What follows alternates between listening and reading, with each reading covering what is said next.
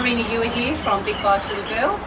Today we're going to do something really, really simple. All I want to show people is how easy it is to balance your bike. Now most people are a little bit scared of moving their bike around in their own shed or parking it or anything like that. So we all start by sitting on our bike, and we walk it forward sitting on it, and we reverse it sitting on it, because we feel that we've got our feet on both sides and it's much more stable to do that. And that's fine when you're first starting, because it just gives you a peace of mind. There are much easier ways to do it though, because sitting on your bike, especially if you've got your helmet on, limits your vision, so you can't really see what's behind you very well. So it's much easier if you can move around your bike with a bit of confidence. The other thing will be, your maintenance will be a bit easier if you learn this balance point and how to balance your bike whilst it's stationary. You'll be able to put the rear stand on the bike. You'll be able to check your oil levels. You'll be able to walk it in and walk it out of the shed, walk it in and walk it out of parks with confidence. That's kind of the main thing. So to do this, we pop the bike up on its wheels to a point where we don't feel that it's going to rock too far one way or too far the other. So that's your balance point, where it takes no force to hold the bike in that position.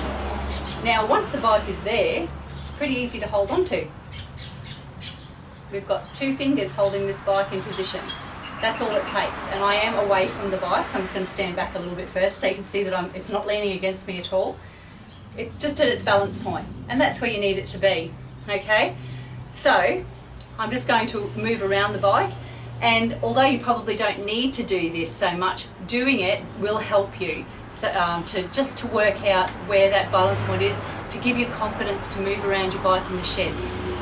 Once it's stationary, they can be quite heavy, you know, so it's good for you to get used to doing this. Okay, so one hand to the back. Keep your hand on the tank if you want to while you move towards the back of the bike. Two hands on the back.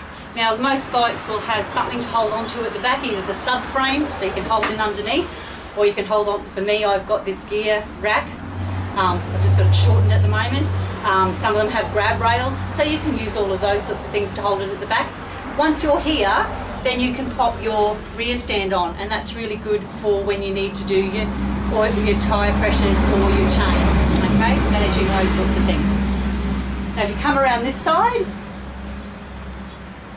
grabbing onto the bike again, just to make sure that it doesn't come away from me. Now, from here, I would be able to check my oil.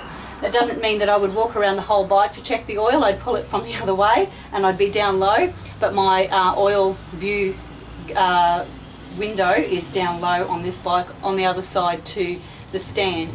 That's not on all bikes, but your bike does need to be upright if you've got one of those. Some bikes have dipsticks, but they still need to be upright so you can get a proper reading. You can put them in a wheel chock, obviously, to make it easier for you, but if you don't have one of those, this will be a good place to start. Okay, so again, walk around your bike. You can walk all the way to the front. Just hold on to the things that are rigid. Mirrors are fine. They're attached to the bike. They're not going to break, especially if you hold them nice and low down to the base of the bike, to the fairing. And I know some of you will have cruisers. A lot of you will have cruisers. You can still hold on to those parts, onto the bars, keep the bars nice and straight. There are always things that you can grab hold of, especially once it's on its balance point. You're not really doing more than just keeping it at that balance point. You're not pushing it around. So it's really that easy. You can walk all the way around your bike and it not actually have touched the ground.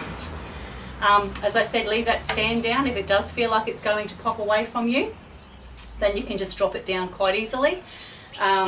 Just make sure you rock it to the side where the stand is down, so it's not going to drop on you. The first time you do it, as I said before, just make sure you've got someone who can watch you, so they can stand on the side opposite to where you are. If the bike does happen to start to fall or to go away from you and you get a bit of a fright, they can stop it and they can pull it back to you. Alright, so the next thing we will do with the videos that I'm doing is to move the bike, pushing it forward and pushing it out, pushing it reverse. So we'll do that next. And then after that we'll do popping it up on its back stand, a rear stand, so that you can check tyre pressures and chain. And if you want to see anything else, please let me know. I'd really appreciate any information that you have or any information that you want to see. I'm just doing what is coming up in our shed, so that's kind of how this is evolving. If you would like me to skip to something else, please let me know. I'm happy to help out with whatever I can.